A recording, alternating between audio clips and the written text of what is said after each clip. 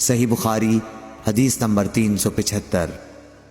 ابو جحیفہ وہب بن عبداللہ سے روایت ہے کہ میں نے رسول اللہ صلی اللہ علیہ وسلم کو ایک سرخ چمڑے کے خیمے میں دیکھا، اور میں نے یہ بھی دیکھا کہ بلال رضی اللہ تعالی عنہ حضور صلی اللہ علیہ وسلم کو وضو کرا رہے ہیں، اور ہر شخص آپ کے وضو کا پانی حاصل کرنے کے لیے ایک دوسرے سے آگے بڑھنے کی کوشش کر رہا ہے۔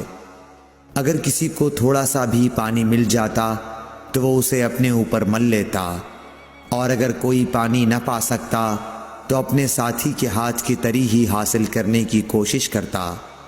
پھر میں نے بلال رضی اللہ تعالی عنہ کو دیکھا کہ انہوں نے اپنی ایک برچھی اٹھائی جس کے نیچے لوہے کا پھل لگا ہوا تھا، اور اسے انہوں نے گاڑ دیا۔ نبی کریم صلی اللہ علیہ وسلم ڈیرے میں سے ایک سرخ پوشاک پہنے ہوئے تہبند اٹھائے ہوئے باہر تشریف لائے، اور برچھی کی طرف منہ کر کے لوگوں کو 2 رکعت نماز پڑھائی۔ میں نے دیکھا کہ آدمی اور جانور برچھی کے پرے سے گزر رہے تھے۔